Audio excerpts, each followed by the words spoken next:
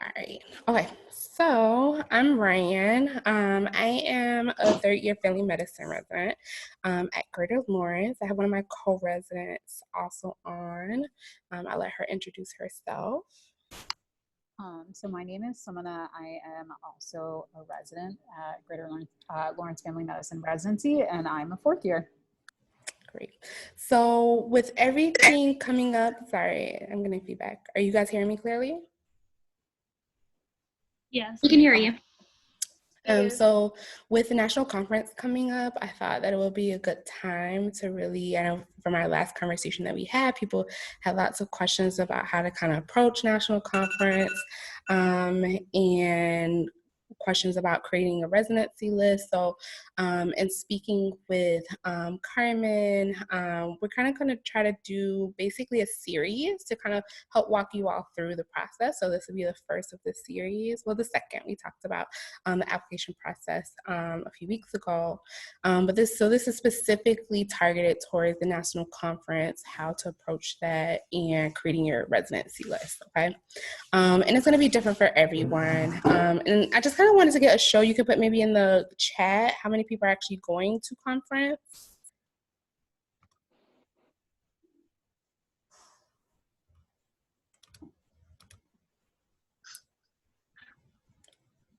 Okay, so a few people are going, great.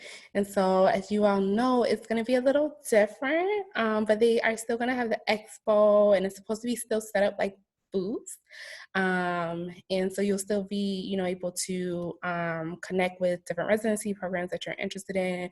And for me, honestly, like this was the biggest way that I kind of like decided where I was actually gonna apply to. I kind of had a list already in mind. And so we'll talk about that more. All right. So the first question really is about, Jasmine raised her hand. You have a question already? Or was that an accident? I think she was saying that she's going to the accident. Oh, got it. All right. So first thing with like kind of thinking about where you want to apply to, we've kind of talked about this a little bit. I feel like these are kind of like the biggest factors that play a role. So kind of utilizing this and really kind of, I felt like for me, my application process was really about a lot of reflection and kind of thinking about who I am as a person and what I want for my future career. Because you have a lot of say in that. And I know like when I was applying, people talk about how like the match really is kind of like in your favor. I didn't believe them at that time, but I really do think it is. So I would really consider these things. So some people will say like, I definitely want to stay close to home. They don't want to travel. Some people might feel like this is an opportunity that you get a set amount of time to be in somewhere new. Some people are like, I really don't care where I am. So they kind of apply broadly as it relates to the location. Kind of deciding what you want for your career, whether that is, being very research focused. Some programs are very research focused, some are not at all, some have some mix in between. Think about the patient population you want to serve, what type of family medicine you want to do. There are some programs that are like more strong in OB or have less exposure with like procedures and like different things like that. So like kind of really deciding what you want. So a lot of people use this term full spectrum family medicine. I would definitely encourage you all to ask what does that mean to that program, and kind of figuring that out. And then a lot of people will talk about opposed, unopposed, also considering the cost of living there. For residency, you aren't getting paid a lot, but it definitely was the most money I have made before I started residency. So it was like I felt like I was rich and living on top of the world. But if you're like living somewhere in New York, that might feel a lot less. So to be the case because cost of living is just really high there. And then this is something that I didn't really think about during my application process was the length of training. I remember when I did interview at Lawrence, they have a talk about why 4 years, and it made me think like, oh man, I should apply to more 4-year programs. And it just depends, right? If you don't want to like be somewhere for 4 years, like that's okay. Some people are just like, I need to get in and out. 3 years is enough. Other people are like, I want to do a fellowship afterwards. So maybe 3 years is enough and then you do a fellowship. So it kind of depends, right? So that's something else to consider. And speaking of fellowships, if you know that you're interested in fellowship, perhaps look at programs that are, that have those fellowships and consider applying to those residencies, because at least you know that they have a strong experience to offer in that, and you can do that. And then other things that kind of like differentiate some residencies are different focus areas, or they'll call them areas of concentration or elective areas or something like that. Another big thing is READY programs, which are programs that offer specifically abortion training, and they get funding to do that. So some people are really interested in that as it relates to women's health. And then there are some programs that do not offer it at all. So, kind of considering those programs.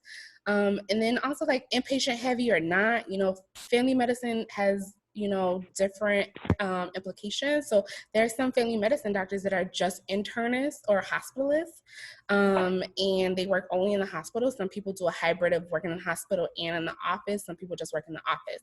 So kind of thinking about what that experience is going to be like. So those are just things to consider. Any questions about that?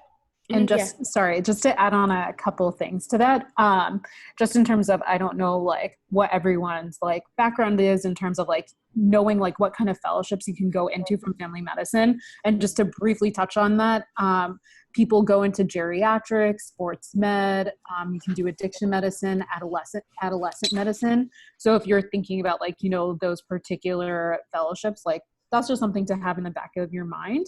And another comment just on READY programs.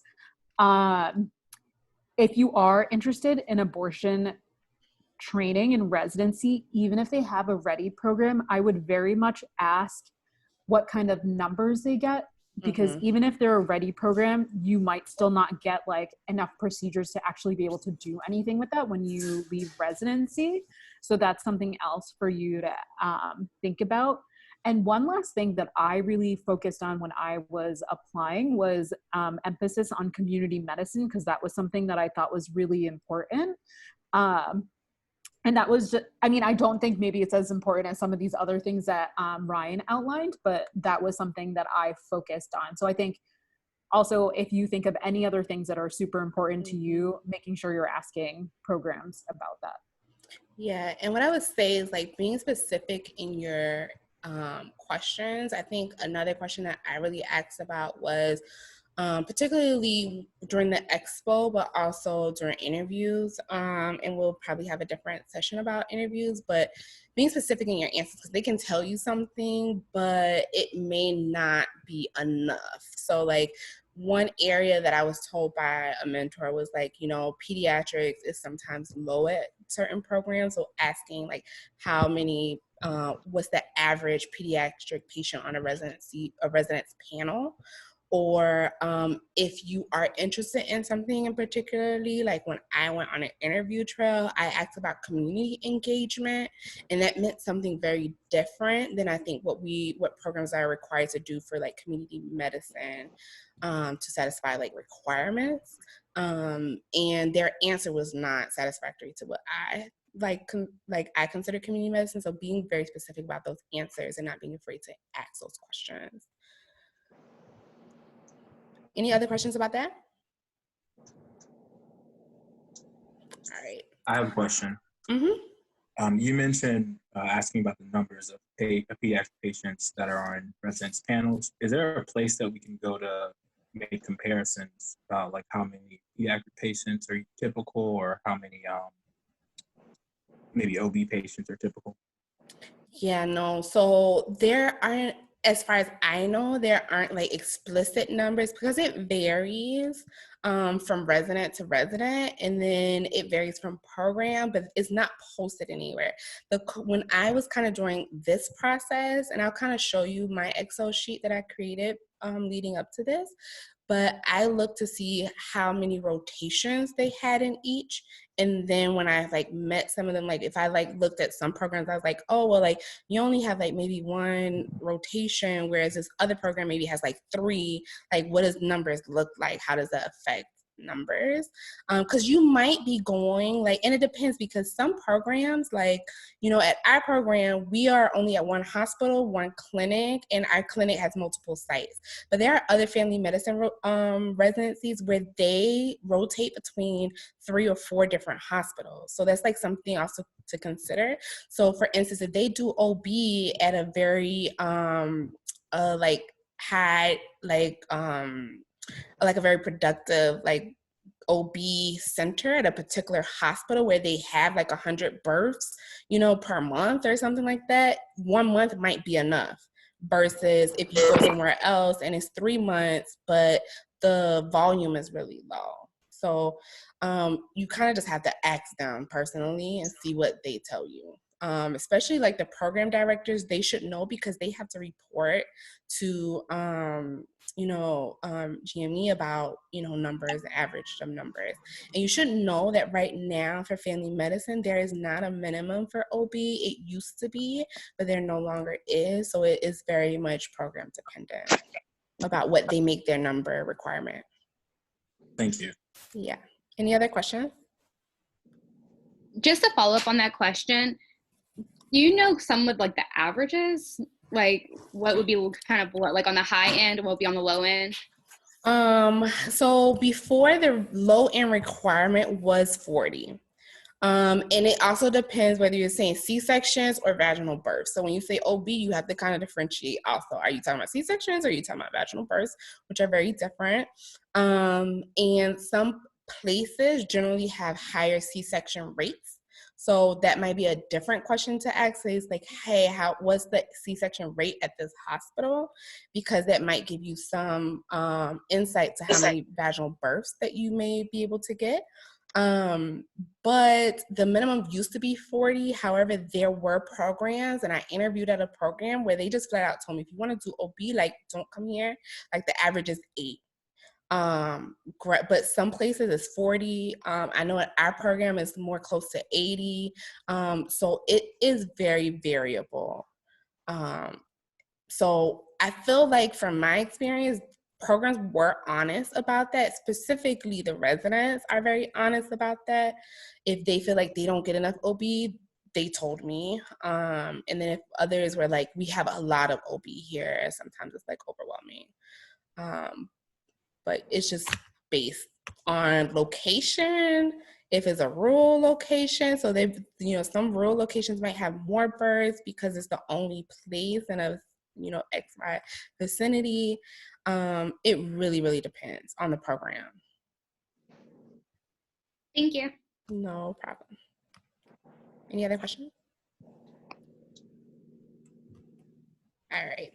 So with all of those considerations, reflecting on what would be the ideal program for you, you kind of start your search. And I would honestly really think about doing this first to really kind of know what you're looking for, and like just have a personal conversation with yourself, being very reflective about this. And even just thinking about like ideal, like practice, like even if it was like something out of this world, something that you saw, something that was presented in like, you know, in a class that you was like, oh my gosh, that's so cool, I would love to do something like that. And just kind of thinking about, you know, this is what I would like to incorporate in my practice. I would start with that first. And then you kind of say, okay, now I need to start looking for programs. So one resource that I used a lot was the AAFP residency directory. And this is kind of like a picture here of it. They have it broken down by state. They have it broken down by the type of community. So they have like inner city, suburban, rural, urban. Then they have it kind of based on like the program type. So then they'll talk about like whether it's community based. And then, you know, some people are like solely community based, like loner, like community based programs. Others are like affiliated with some kind of academic program. And then they have like ones that are like affiliated with the university. So they kind of break those down. They have it broken down by also kind of like 4-year program. So you can kind of look into that and see if that's something of interest of you. So I would definitely say kind of use this as a guide. It was brought to my attention actually today, because one of my co-residents was looking at this, that is maybe not the most up to date on kind of what is technically offered. So what I would say is, like, if you definitely want to know that you want to stay in the South, I would like use this, look up programs that are in particular states that you would like to stay in, and then say, okay, these are all the med schools in these states, and then go to their website. That's what I would do, because they're more likely to have more up-to-date information on their website. So consider that. And then as I was looking at the residency directory, I realized that they currently have a new family medicine match tool app.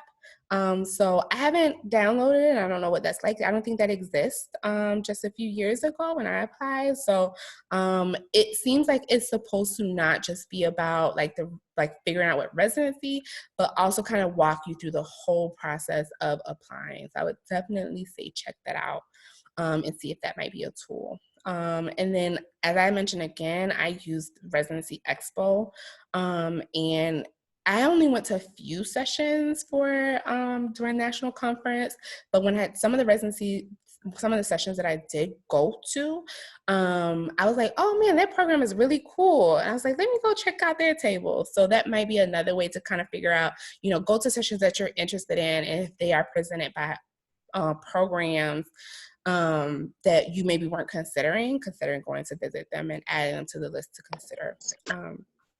And then I also just talked to like my deans in my family medicine department, say, hey, I'm interested in this stuff. Like, is there programs that you think I might like be a good fit at?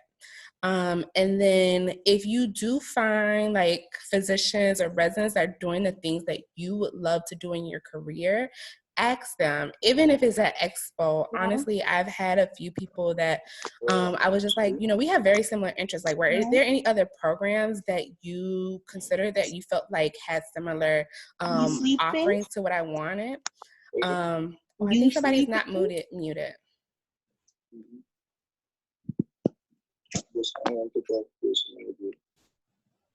Ryan, as the host, you can also mute them. Okay. Like if you just kind of where you see that's talking, and you could just click mute. Can I see you? You can also make me a co-host. Got it. Yeah, okay. Oh, this is so cool. I've never been a host before. Me a co-host, I can like be on the lookout for. Okay, cool. Let me do that just in case. Mm-hmm. More make calls. Perfect. Yep. Okay. All right. And so I did this at Expo as well. So don't feel afraid to do it. I even did this at a interview, and I was like, it was a faculty person. And I was like, hey, like I saw that you went to this program. How do you feel like that compared to your current, like the residency that you're currently teaching at? I kind of slid that in here. I was really interested in that other program too. And then, like I said, I think the most important thing is make sure you visit the residency website. Like for me, and I know things have been very complex with COVID and all these things, but for me, like I literally digested each of the residency websites. I went through everything. I wrote down notes in like my Excel sheet. I looked at the curriculum and how like it was structured, how much OB, how much PD they like offered. Those are two particular interests. Community medicine, engagement. Other things that I was really interested in was women's health in general, if they offer school-based clinics, because I was really interested. I thought I was going to go to adolescent fellowship. I really love adolescent. And I like literally like knew the website back and forth. So I know that might be difficult, but that's what I would suggest. Especially it's important to look up how to apply to that residency, because some residencies do have supplemental questions, and you only know if you go to the website. It's not going to be on EROS. Okay. Any questions about that?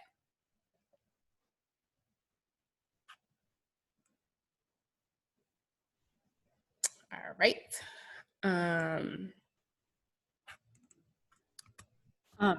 Just to emphasize what Ryan said, I actually didn't do a ton of research before I went to the expo. I had like a general idea of like certain areas of the country that I was interested in. So I kind of went to, the expo in real life, was organized by regions. So I would kind of check out programs in that area as well. So that's another way if you don't really do like a bunch of research ahead of time because I was definitely not that prepared. I just kind of scoped out programs in specific regions of the country and then kind of got a feel for different programs as well. And I definitely got feelings and vibes about programs, honestly, when I talked to the residencies and faculty members there. And it seems like Ryan is going to talk about that a little bit more now. Yeah. So once you kind of have like a general idea of like, you know, where you want to apply to, you get to the expo.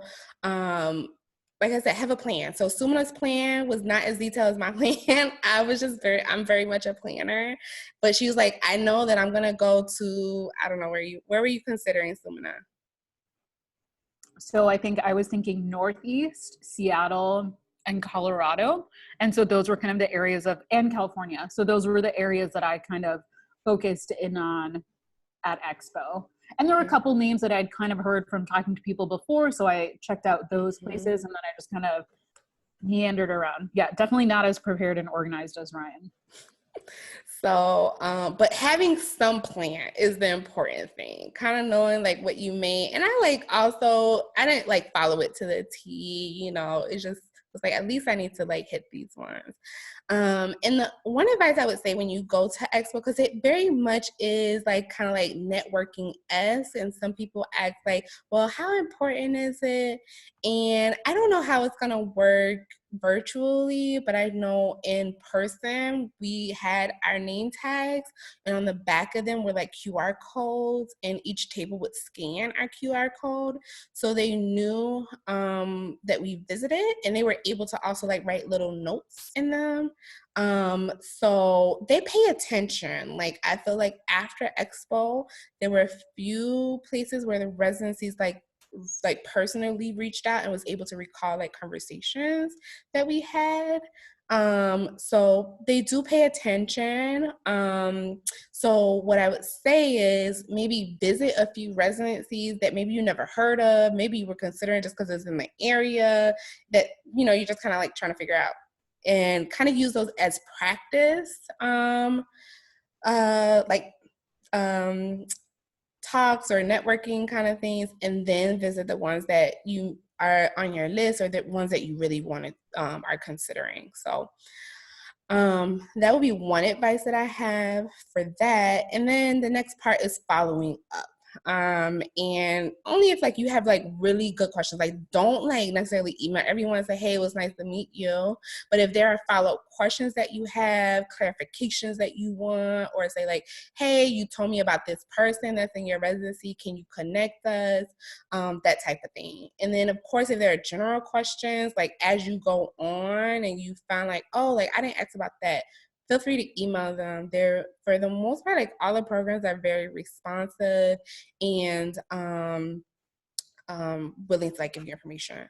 So some people have asked like, oh, well, how did you organize your like Excel sheet? So this is like how I kind of organized this, and I had it before I went to Expo at the national conference. And so I kind of did it by, I was considering all, like I was anywhere in the US. So I did divide it up by region. So I was kind of considering by region, and then I put like the city. I kind of use this also to keep up with when I had my interviews and travel stuff. I ended up not using everything, but some other things that were important to me was like maybe if it was a safety net hospital, because I was really engaged in wanting to be in an underserved community.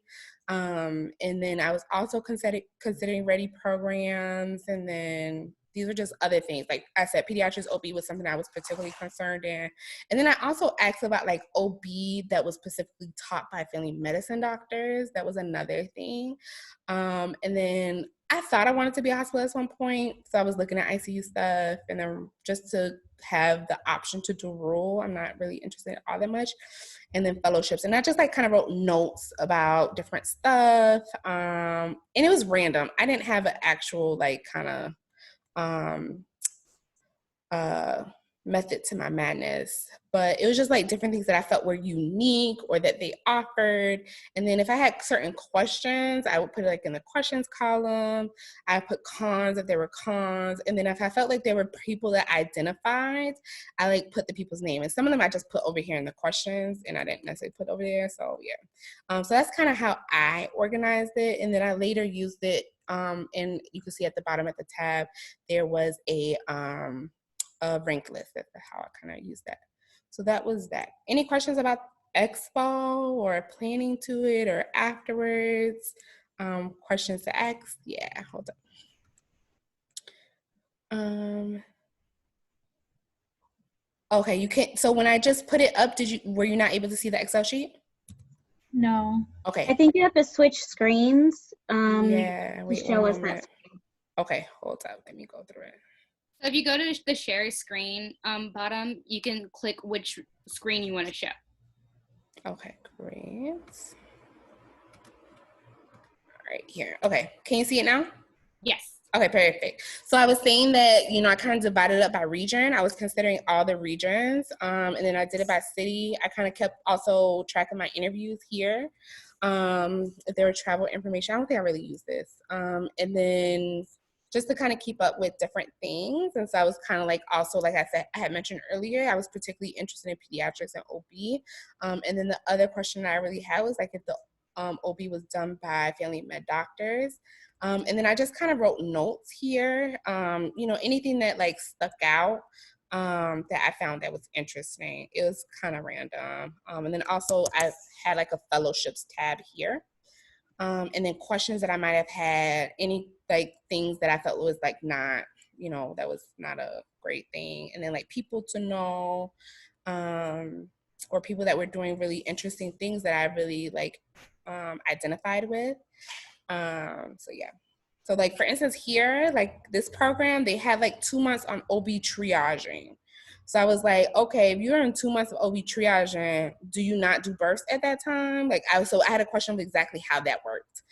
So that was like something I knew I was going to follow up with that program about. And then at the bottom, I kind of also used this to determine like how I was going to do my rank list afterwards. Okay. Any questions about that? All right. So kind of like thinking about where you are now, I would kind of say these are like next steps and everybody's going to be different. Like I would just say have like a primary or a first draft of your residency list maybe before Expo, and that will change as maybe you meet different programs or you go to a session and then you say, hey, that program was cool, and then you add them on, and it's kind of like will flux until obviously you submit, but just having a first draft. And then next things I would say is like kind of like updating your CV, because this is really the easiest part to get your EROS out of the way. If you haven't opened one, I will open one already. And then I would say kind of thinking about identifying your letter recommendation writers, particularly because like, applications are going to start opening, in September. You want to at least give them a month or so to be able to write your letter. So that's what I would do. So I'm going to talk a little bit about that today.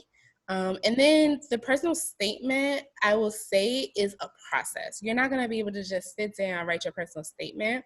Some people are really great at that, and that's okay. But for me, I really like brainstormed, and I like kind of thought about what I want my theme to be, what are like certain experiences that I want to talk about. And I would just jot things down, and then I would come back to it, and then I would write a few sentences.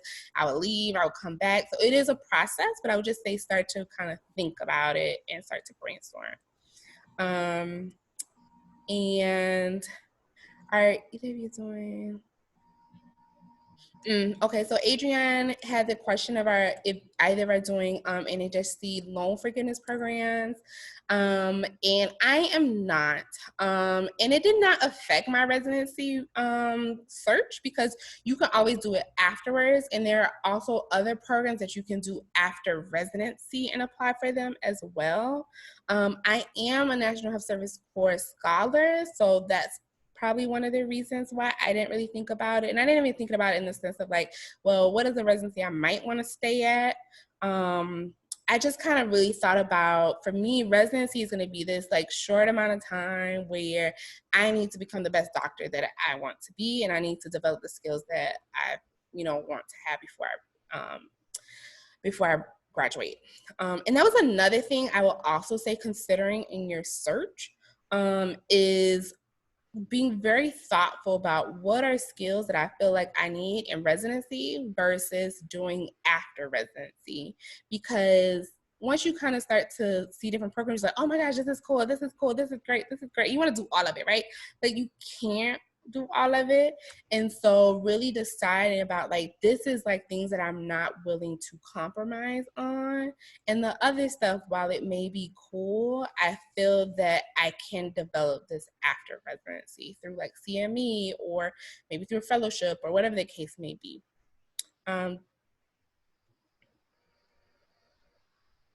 Yes, it is. And I still find myself doing that, Adrian. Like, I still feel like, oh my gosh, I want to do everything. And I have to reel myself back in and say, no, I can't do that. But just remember, there's always a season for everything.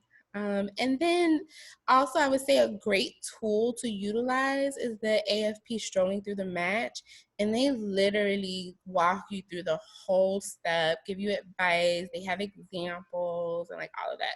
So I will also check that out if there are specific questions about the process. Yeah. And just another tidbit, if you maybe are someone who hasn't put together a CV in a while and you find the task daunting, one thing that you can do to kind of help yourself is before you turn it into like this full CV format is just think about, just like list out like all the activities that you've kind of done over the past years as kind of like a building, like, building block or whatever you want to call it. And then you can kind of work off of that to build your CV. Just so it seems like less overwhelming and less daunting. So like, or like, so if you're going to be working on it in some time, something to just help you out is just to like start thinking about like, what activities have you done? And even like small things like random talks or random things that you've done, like those count. So don't forget about that stuff too. And that'll also help you when you're building your ERAS account. Yeah, so I think right now opening the ERAS is just to see what it looks like. My recommendation would be to start with the CV and break it down into bits, like Sumina said. And once you have your CV, honestly, you already have your ERAS done. So it's just, I felt like it just made it less daunting to like look at it and like, oh, okay, this is what's in it. And then afterwards, I just did my CV. And once I did my CV, I could just put everything in there.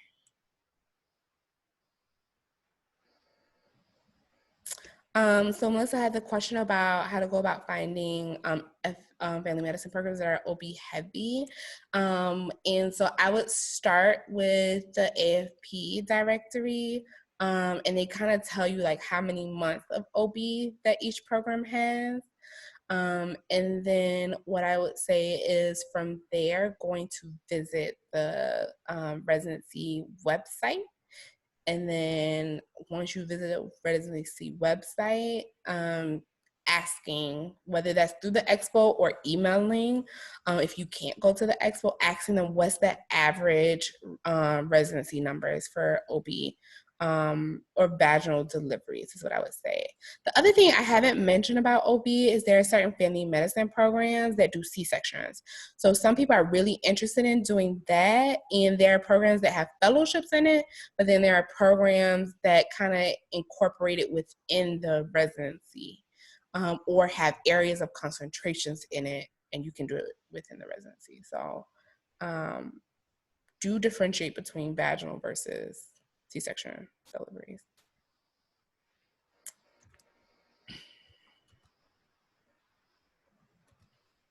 Yeah, it's not as easy to find as we would hope it to be, unfortunately. So it just takes a little bit of talking to people. And then I just kind of wanted to stick this in here because I feel like it's something that, you could do tomorrow, you could do next week. It's not, I don't think, a really big task, but like I said, I think it's important to maybe try to do it before August 1st to give your recommenders time to write that in time for September. And typically people will ask like, okay, well, who should I ask for the recommendations? You should at least have one from family medicine. If some people are also applying to different specialties, so I would say if you are applying to multiple specialties, at least have one from that specialty. If you're in a dual degree program, have one from the director of your dual degree program. And then just kind of other clinical non-family medicine physician letters. And then if you like did a big project or some research thing, maybe you could have one from them. So typically on average, people have like 3 to 4. Again, I would visit the residency websites on how to apply to their program because some of them do ask for specific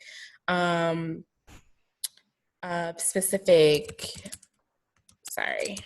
So my email, I can't type. I don't know why. Oh, here it is. Sorry. I can also I got it. Me too. Oh, yeah. I put it in there. So Oh, awesome. Thanks for letting me know, Melissa. But some programs will specifically ask that you have a letter from these XY people. One thing I will say about requesting a letter recommendation is sometimes this might be a person that let's say you had your family medicine rotation, 6 months ago, and they might not know you. Or if you're starting, and I don't know how it's working in all of you all's programs about starting sub-Is, but ultimately you want to have your family medicine one done from a sub-I. But if not, then I would do it from the 3rd year family medicine. But you want to be specific in your request, okay? You want to be like, okay, can you write me a strong and positive letter recommendation? Tell them why you're asking for a letter recommendation with them, kind of like boost their ego a little bit and say, I really love working with you. I saw how you interacted with patients. I learned this from you. And then also add about a specific encounter, particularly if it was challenging or you figured something out that other people didn't, or something that was maybe more memorable, and tell them that story so that they can be maybe one, it'll jog their memory, or 2, they can just include that in your letter and they'll write it off of that. So it's helping them. And then sometimes if it has been a while, maybe including a photo in the email so that they remember your face. And then the CV is a plus and minus. The CV sometimes helps, but if you don't have it ready, I would not let that hold you back from requesting a letter recommendation, by no means. So that's what I would say about that. Any questions about letter recommendations? I have a question. Should the request be like via phone call, or obviously in person is probably not ever happening, but is it okay to just send it in an email, or do you want to call them? I would send it in an email, and you could always leave it in the option to say, I'm more than willing to meet with you. I have one letter recommender, and I met with her after the fact, but she was an internal medicine doc on my adult medicine rotation during 3rd year. And so it had been a while. So it was helpful for me to ask. She remembered me likely, but then she was like, oh, let's meet up. So it's a good thing to kind of talk to them about what your goals are, and that type of thing. So it's helpful. Some people are oh, I'll just write the letter of recommendation. That's fine. But you could always leave that as an opening, an open invitation at the end of your request. And just say I'm more than happy to meet with you to talk about this further or answer any questions or concerns that you may have. Okay, thank you. No problem. Hi. Also, I had a question about how you should strategize, or what questions in particular or things you should bring up when you do have the meeting with the person that has agreed to write your recommendation letter. Yeah, so I would say reiterate what it is that you want them to say. And not say oh, I want you to write this, but kind of say like, I value this on my rotation. I feel like I learned this from the rotation, and I feel like this is what's going to help me, the skills that I learned, or whatever it was that was related to the experience that you had, is going to help me to be a better family medicine physician because of this. Or I was able to take this and apply it to X, Y, and Z at my other rotation or at another hospital or whatever it is, or to another patient care interaction that you had.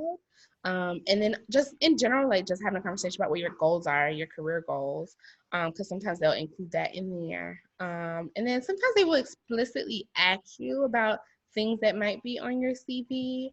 But it really is honestly a conversation about what you want them to include in your letter, but in a strategic way of saying, this is what I learned, this is how I applied it, this is what I'm going to take away from this, and I'm going to apply it to family medicine. And then your aspirations for like career development. Thanks. Yeah. And Adrian, I would say that it can be scary to ask for letter recommendations, but they know that it's coming ultimately as part of the job. They're used to this. Now that doesn't mean that they're always going to say yes, because they might say like, I don't remember, or they might have something going on. They don't have time to write it, which is why it's so important to give them enough time. And it's not nagging. The other thing I would say is, usually they will get an email once you list them as a letter of recommender, but just kind of like following up and say, hey, were you able to like a reminder, maybe like a week or two before, to remind them, but you should receive a confirmation that they enter it, so you don't have to after that you can say, oh, thank you so much for submitting the recommendation on my behalf. But honestly, I would not look at it as like I'm nagging them or I'm bothering them, because it's to help with your development. And one reason that they're into teaching is because they do enjoy, helping other people to get to residency and to be great doctors. So yeah. And I think by the time, if they've like agreed to write you a letter, like clearly they have like an interest in you and like want to help you and support you. So I think sending a follow-up email is definitely not nagging. And I definitely sent like a bunch of emails being like, hey, you said you'd write me a letter. Thank you so much. I really appreciate it. But can you, what's the status of my letter? Or, I just wanted to check in to see how things are going. So I think if they agree to write you a letter, they're already invested and are okay with it. And I think another thing to remember is that a lot of people who agree to write letters have like a bazillion different roles and are doing a bazillion different things. So you know what, it could just also be that they've just like forgot. So I think it's always nice to give them like a gentle reminder. Sometimes be like, hey, just wondering about my letter and what's going on with it. Exactly. Yeah. Any other questions about that? All right. The only other thing I would say about the photo is like you can send like a semi-professional photo for your letter recommendation, but then I guess it's not as much of a thing with COVID.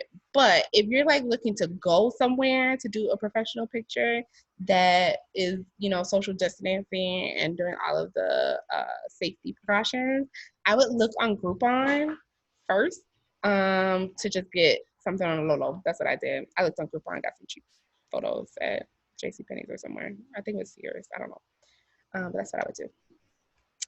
And then I just kind of wanted to say, like, we're hoping to do this as a monthly thing to kind of support you all, but also open it up to say if there's any other discussions or topics that you all want to cover in these, and just kind of like open it up to the floor what questions you all have. I have a question about program location. So what I'm kind of understanding is even though a program is located somewhere, doesn't necessarily mean that's where you're going to be for the next 3 years. How do you kind of not make sure that yeah, just where you're going to be. Is that just something you have to ask them? Like, hey, where are your other locations and how much of the rotation will I be there or residency? Yes, so some of them, I remember like Emory like stands out in my mind. And that was just a program that I like just like passed by and stopped. And I remember that they had maybe like 3 or 4 different places that they rotate through, but they had set rotations. But for me, it was like I wanted to feel stable. I didn't want to move around so much. But that can also be a great opportunity at the same time, right? Like you're getting to see different health systems, different like patient populations. You know, it could be in so many different ways. And so each program does it differently. Like some places will be like, you know, you spend like a month at this place just for your pediatric rotation. Or you go to this place once every 3 weeks or something. It depends on the program and how they have it set up. So you should ask, and they usually already have like a schedule of how students or how residents rotate through those places.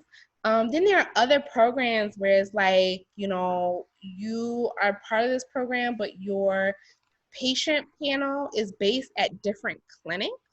And each clinic might be a different patient population. So sometimes you will, once you apply to them, you will rank what clinic you would prefer to be at. So some of them you rank them as part of your EROS based on the clinic. Other ones is like you get accepted to the program, and then once you get to the program, then you get to rank it as part of the program separate from EROS. So it depends on what the situation is. I would say particularly with places that have multiple clinic sites that act as homes for residents, you should definitely ask if it's separately ranked through EROS versus is it that you get accepted to that program and then you decide which clinic you want to go to. Is this like a common thing or is it just like some No, programs? it's just some programs. And I only know because I applied to a few programs that were like that. Okay. Thank you. Mm-hmm.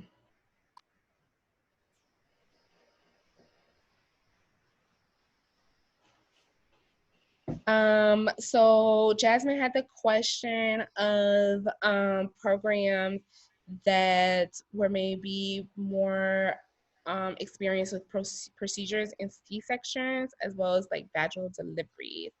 And yes, there were a few places that kind of stuck out to me. One of them was Swedish Cherry Hill. They went to a hospital where there were 3 different residencies, but they all do their own OB services. So they had a big number of OB patients. I don't remember if it was C-section. I don't think it was C-section focused. I think it was more vaginal. Definitely, as Suna said, Lawrence, which is where we're at. We actually have a area of concentration where 2 people in each class can train in C-section, but we also do a lot of vaginal. And then there's also UC Davis had a big OB program including C-sections, and then I believe also Santa Rosa also had a big OB. Oh, and then West Suburban is in Chicago. They have a lot of OB with C-sections. They also have a C-section family medicine residency. What are other places? Those are the ones that popped up in my mind. Sumina, were there any ones that you remember? I'm trying to think of is it Contra Costa that does a bunch of like procedures? Yes, they were too. Contra Costa does like a bunch of stuff. I think there are some of the ones who do like appendectomies and that kind of stuff if that's what you're interested in. But I think you listed a lot of the programs. Oh, I actually think Lancaster in Pennsylvania, I think they do a lot of OB as well. Because they have their own, yeah. From what I remember, they do a decent amount of OB there as well.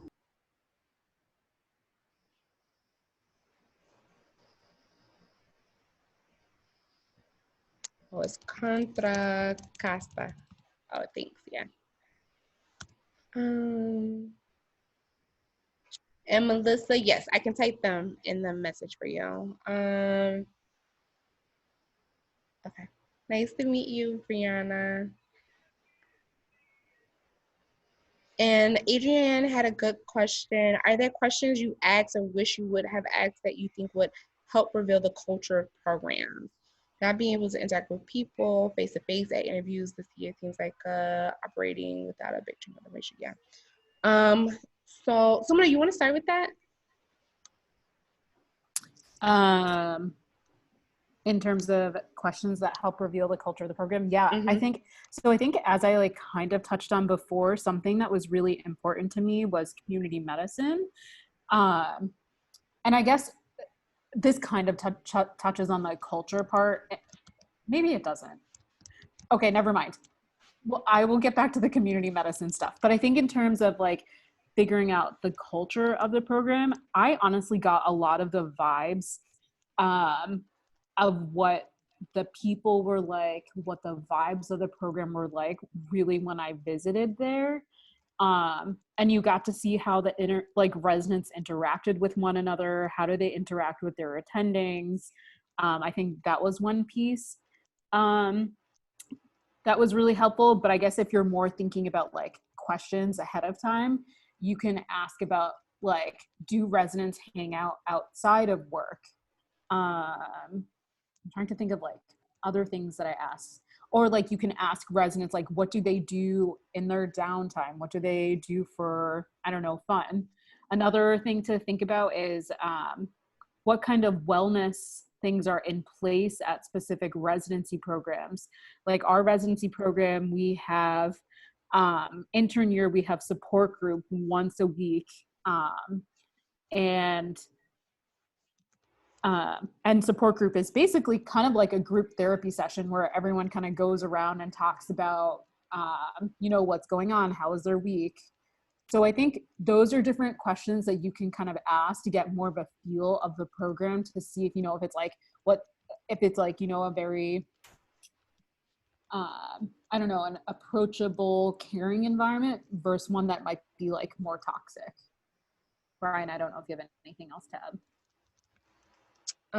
Nope, I think that's basically what I asked.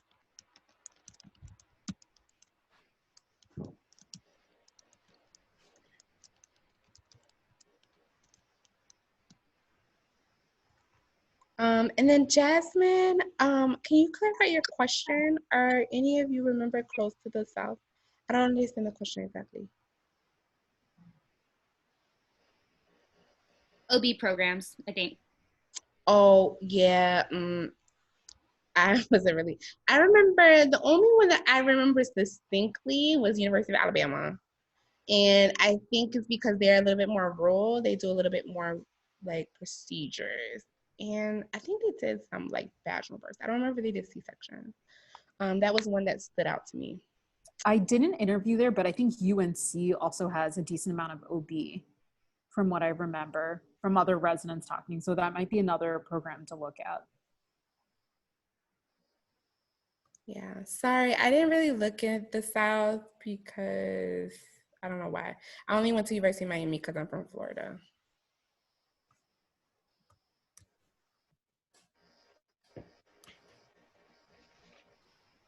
Any other questions, concerns?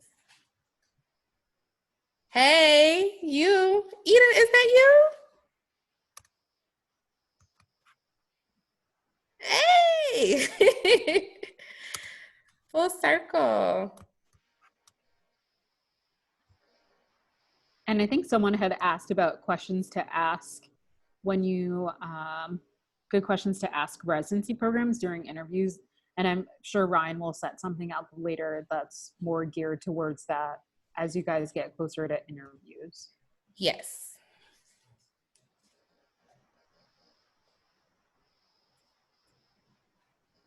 It's not necessarily about which residencies to look at, but can you just kind of go over, I guess, generally rank lists and like how you really came about your final decisions about how you're going to rank and where? Yeah. Go ahead. So I think everyone has such a different approach to this. And I feel like Ryan was probably much more meticulous about this based on her Excel spreadsheets that she shared. I was the complete opposite. I interviewed, I don't know, maybe at like 10, 11-ish places. And I literally had a list that I made on my iPhone. I had like in one of those notes where I literally, after interviewing at a program, would move it like above or below a certain program, because I was really just going by my gut and my feel when I interviewed at the program. And so I would just keep on moving programs around. And then at the end, like Lawrence happened to be at the top of my list based on my overall gestalt of Lawrence. I mean, obviously I was like also paying attention to more of the details, like do they care about family medicine? Are they full spectrum? And the things that I cared about. But I think everyone kind of has their own process. And for me, it was much more like, what was my gut feeling visiting this program? So ultimately, after I created the Excel sheet, I didn't use it ever again.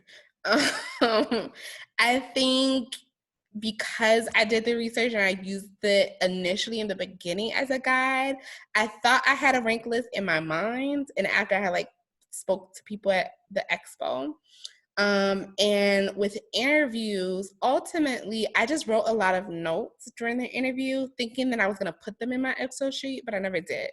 And at the end of the day, I honestly went into a meeting with my dean and I walked out with the rank letter. And it was basically doing what Sumana did. She's so smart. Is she basically sat me down and was like, okay, out of these two programs, which one? Out of these two programs, which one? And then she was basically making the rank list as I went. And I walked out with the rank list. And it honestly, at the end of the day, like I put in the time, like you, after all the interviews, after looking, after researching, it ultimately comes down to a feeling, like you know which one, and you're like, I think I get second guess myself a lot because I was like, no, I can't just do it over like off of a feeling. Like I need to make sure that it's perfect. And it was a feeling because internally I had already made this checklist and got good vibes from some programs, some not from others, and they went lower on my list. And so that's how I kind of did it. But it was basically what someone said. I think the easiest way to ultimately do it is after you interview, only compare, 2 or 3 programs and put them in a rank in comparison to each other, or do it as you go along.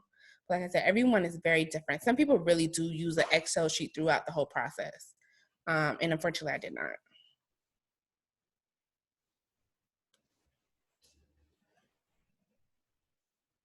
Yes, Darissa. I carried a little like portfolio with like a notepad and I wrote down a lot of stuff. One thing I did do was like I would kind of like prep myself ahead of time and like kind of just rethink about like things that I want to reiterate at this program or questions that I wanted to reiterate. And then the next day, I just wrote lots of notes, things that I thought was interesting. And then that night I would look at them and kind of like review like what it, kind of reflect on like my experience that day. I just never put it into the Excel sheet. So it was kind of like I already was able to keep tabs and they didn't mind me writing at all. So I would definitely say write, especially if you have questions and it might not be the proper time to ask the question, or you can ask the question later with the residents about something a faculty member said or a resident said during a presentation or something like that. Yeah, feel free to do that.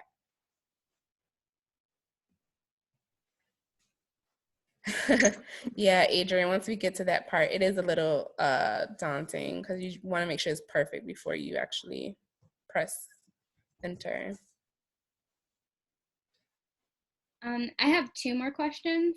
Mm-hmm. One, how did you make sure that the program, I guess this is kind of hard for us too because it's during interviews are so different, but diversity and making sure that like you would be in a good welcoming environment.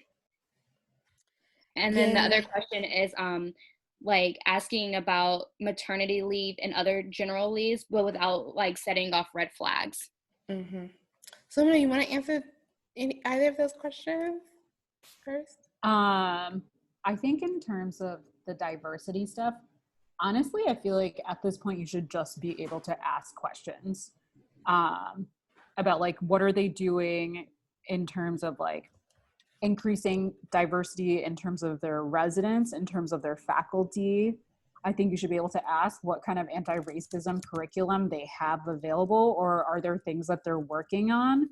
I feel like if a program doesn't feel comfortable answering those questions, then maybe you should then maybe that should be like another red flag to you about that program, right? Because I think we should all be thinking about those things. So if they're not, then maybe that tells you something about the program. And again, I think you should be able to ask about maternity leave and other kinds of leave like freely and openly without being judged. And again, I think if the program judges you, then again, that tells you something about the program. And I know we have had like multiple residents like have children doing residency, and I think they end up getting like 3 weeks off. And I think that recently changed. There are like new ACGME rules that we were told about, and of course I forget what they are, but I think now you can actually get more time if you have 12 weeks. Yeah, you're right. Yeah, it's 12 weeks. So again, I think you should straight up be like, hey, if I decide to have a child during residency, what would that look like? Ryan, I don't know if you yeah, I agree. So honestly, I looked on the website first to see if anybody made any statements. I looked to see what their residents looked like. I then asked at the expo or during the interviews. I just like flat out ask. And sometimes I also ask like how like what support that I would have. And I feel like honestly the residents are the best people to ask because they were honest, I felt like, especially like at interview dinners. They were quite honest. I presume that they're gonna have some type of like a space for you to just be able to talk to residents, even though it may not be a dinner with COVID.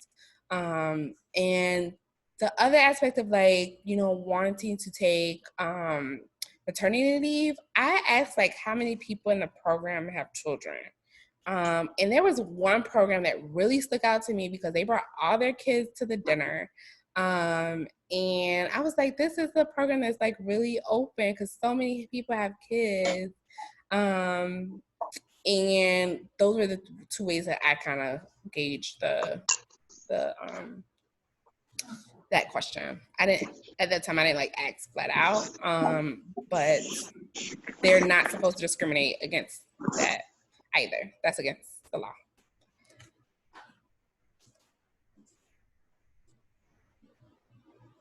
Thank you. You're welcome. Any other questions?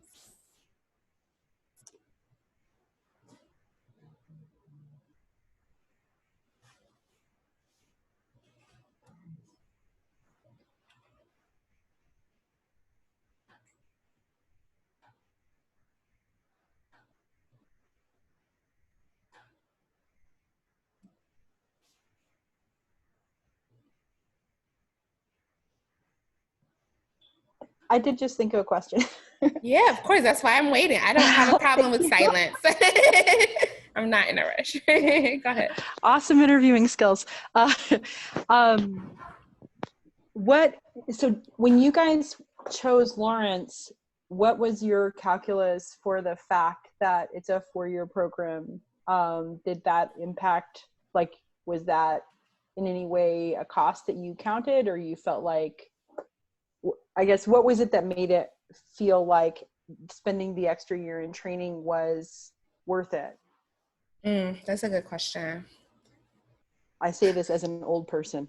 No, that's okay. And that's why I said it may not be for everyone. That's why I said some people may be like, no, I needed 3 years and be out, or 3 years and go to a fellowship. I don't have time to do 4 years and go to fellowship, which some people are doing this year.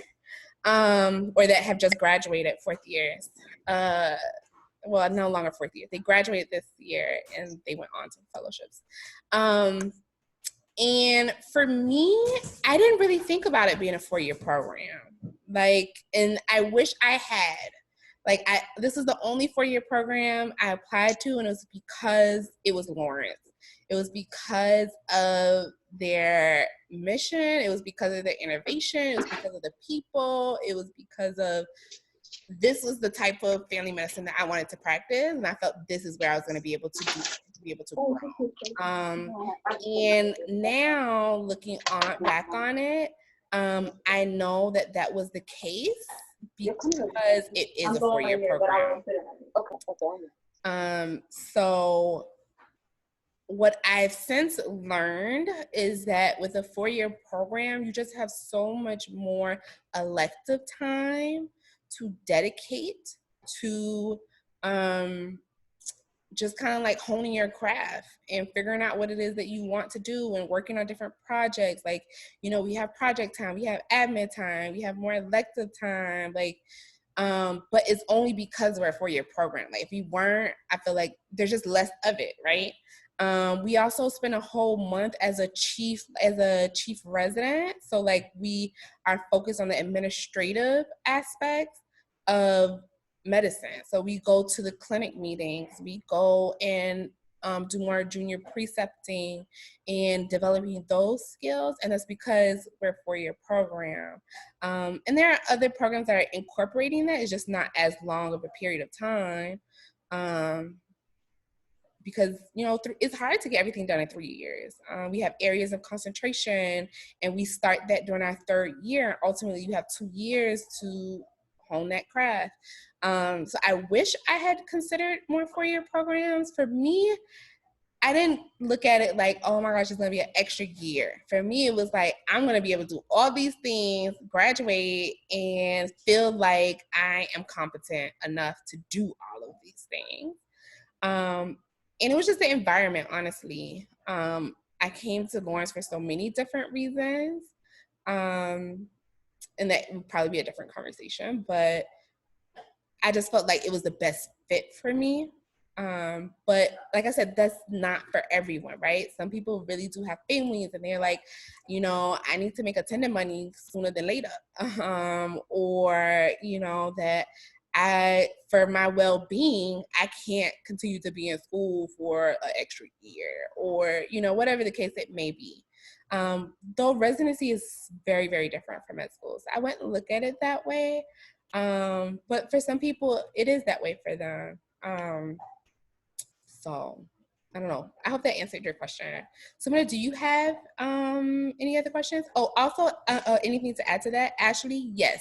So on the AAFP directory, there is a filter to just look up 4-year programs. And there's only I think 11 other programs, and it's a pilot because they are considering making family medicine 4 years for everybody. So you never know. In the future, there might, for you all, it may be fine, but in the future, there might be no choice. And Melissa, yes, this is going to be recorded. I'm going to figure out a way how to download it and send it to Carmen to share with you all. Sumana, did you have anything else to add to that? Yeah, just in terms of the 4-year program, I think more and more, if you look at all the things that you're trying to learn in family medicine, and with duty hour restrictions, which again, I think it's good that we have duty hour restrictions, but it also decreases our time in the hospital and in clinic. And I think if you want to try to do full spectrum medicine, like inpatient, outpatient, learn all these other skills like addiction, and I'm in the academic AOC because I want to do medical student education, and I am trying to do reproductive health stuff. Like, I just think it's really hard to do all of those things really well in a 3-year program. But I think, as Ryan had mentioned, it's like really what you want to get out of residency, and what kind of skills you want to leave with. And even that being said, I did interview at one other 4-year program, and I was not sold on their 4-year model. So I think you really have to, even if you interview at other 4-year programs, you have to be like, okay, is this fourth year, like, what does this fourth year mean at this program? Because it's very different at each program. Mm-hmm.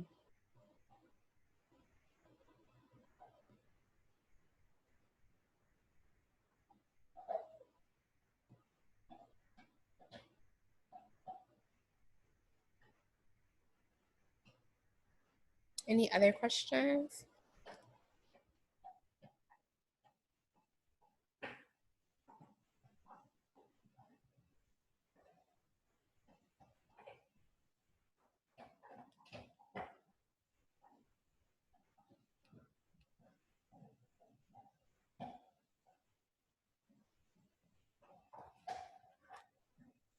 So I'm going to give people still another few minutes to think about it. I just wanted to say thank you for having us. You guys have had amazing questions. I feel like I had the same questions when I was going through this process. Feel free to email us about any further questions that you all may have. And literally anything. Like, I'm pretty much an open book. Sumana is pretty much an open book. And I just want to kind of put this back on here, like next steps to think about. I'll send this PowerPoint to Carmen to share with you all, as well as figure out how to do the recording. But if anyone has any other questions, please do ask. Yeah, and please email me and Ryan, as Ryan just said, and I'm more than happy to ask about like my specific experience when I interviewed at different places, and I have no problem sharing with you every single place that I interviewed at and what my experiences were there. So yeah, please feel free to email me and I will tell you all the things. I have nothing to hide.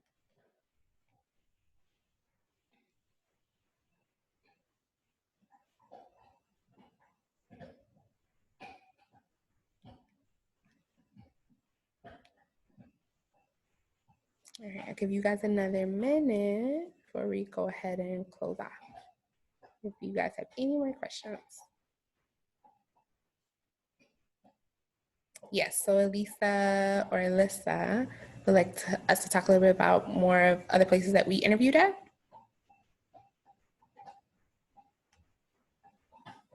That would be rad. So for me, as I mentioned, I applied everywhere around the country. Some of them I ended up not going to the interview, so I applied to them but didn't interview them because I got really tired and I couldn't spend any more money. And so I looked primarily Northeast, Midwest, West, and like mostly when I say West, Washington and California. Yes, I'll go back to the other, here's our emails, Chi. So places that in the Northeast, at the University of Massachusetts, Lawrence, BMC Boston Medical Center, Brown in Rhode Island. I did Mount Sinai, New York, Montefiore, New York, West Suburban in Chicago. I had also considered University of Chicago. No, it was University of Illinois, but I ended up not going there. And then in Florida, I went to University of Miami. I interviewed there. In Seattle, I interviewed at Swedish Cherry Hill, Swedish First Hill, and Kaiser Permanente in Seattle. And then in California, I applied to UCSF, University of California, San Francisco, and Santa Rosa. And I ended up not going to either of the interviews for California, and I didn't go to the University of Illinois one. So I interviewed everywhere else. In terms of places that I interviewed at, and it's also really interesting, like sometimes some people get interviews in some places and other people don't get interviews in some places. So I would not take it too personally if there are certain places that for some reason you didn't get an interview at. So in Massachusetts, I interviewed at UMass, Tufts, Lawrence, that was it in Massachusetts. And I interviewed at Brown. I interviewed at Dartmouth. I did not interview anywhere in the Southeast. And then I interviewed at Swedish Cherry Hill, UCLA, and then 2 programs in Colorado, but not like the main University of Colorado program. I feel like Colorado, was a big place when I went to Expo that does a lot of OB. And I was very surprised. I was like, oh, okay, I see y'all, but I didn't want to go to Colorado. So I was like, no. and University of Minnesota. But I was like, it's too cold there, so no. And I also interviewed at Lancaster in Pennsylvania. And they also do a decent amount of OB. Yeah. The people at Lancaster were very nice, but I didn't know about Hershey or wherever it was. It was a little outside of the city. Yeah. I did not end up interviewing at Hershey, but yeah, Lancaster, the people were really nice.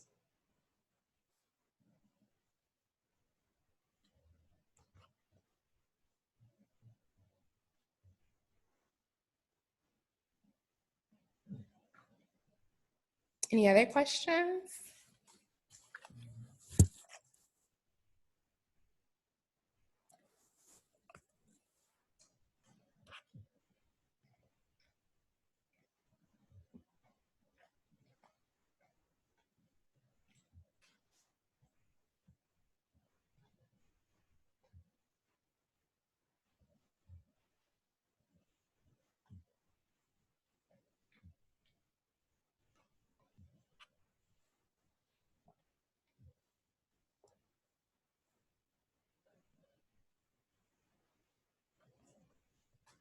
I don't know. Is your program aware of you guys doing this? Is this like part of their their strategy for giving students more access to residence this year? Or is this just something you guys decided to do? So what I would say is yes and no. Like, our program does not know about today at all. I think particularly Sumana and I are really interested in like education and pipeline. And given I volunteered initially just like as a resident and was like really interested in like I have a particular interest in mentorship. And so we're kind of doing this like on our own, but within our diversity committee because we are particularly just interested in pipeline. Like, our residency has no like, kind of like affiliation with this necessarily. It's just us who are interested in doing it, but we just happen to be within that committee.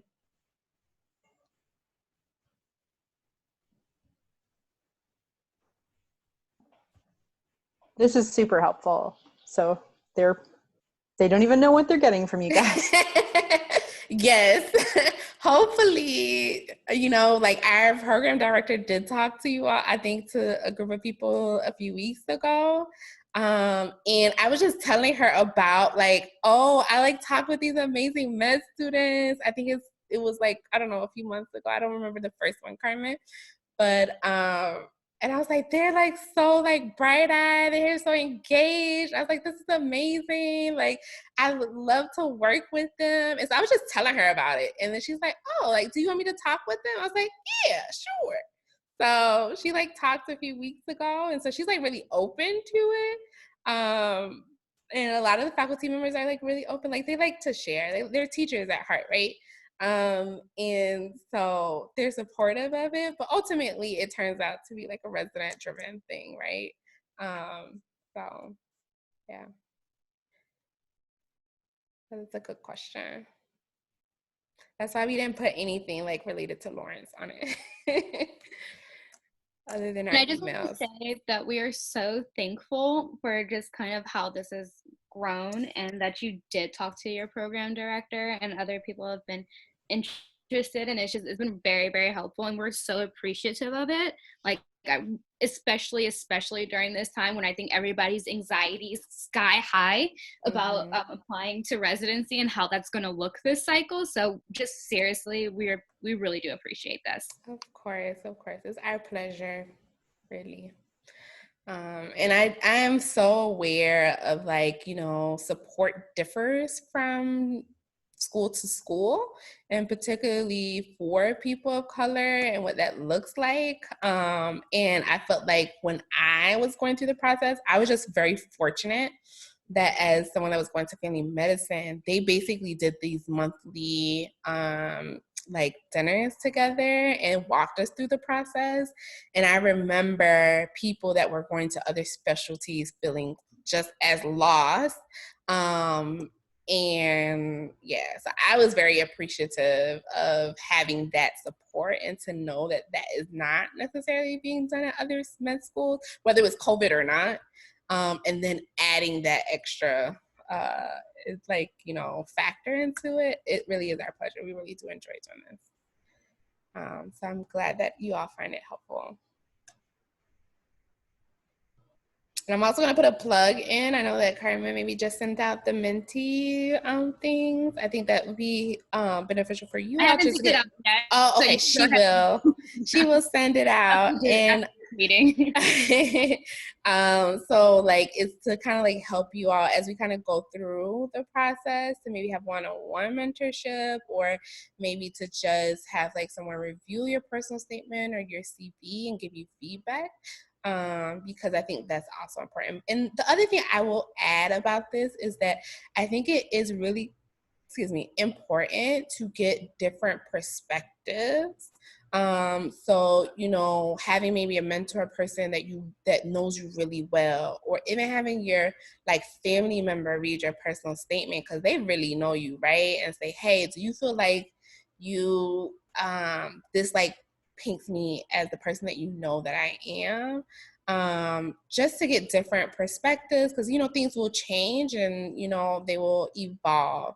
So I will always say, in anything that you do, just get different feedback, because there's more than one way to skin a cat. This worked for us, and we can say, and that's why I think it's important for you to kind of get different perspectives from different residents, also. So yeah. And especially when it comes to edits with personal statements and CVs, like you don't have to take everybody's advice. You can be like, nah, I like it like this. And that's okay. It's your personal statement. So I would just say that also. And for those who are on the call now, I promise that will be out within the next like 24 hours, most likely tonight. But so just be on the aware of that. You didn't miss anything, I promise. All right. Any last questions? If not, looking forward to talking with you all. One thing I did want to ask to you all for the those that are left on the call, for the next session, I wanted to ask if you feel like it would be too much to have the next session the first week of August after the expo versus the second week of August. I feel like I'm thinking that it would be helpful for some people to reflect on their experiences from Expo and then further talk about personal statements and ERA, so that you at least have the rest of the month to kind of work on it. But some people may also be overwhelmed from Expo and need to gather their thoughts and prefer to do it the second week. So I kind of also wanted to get your input.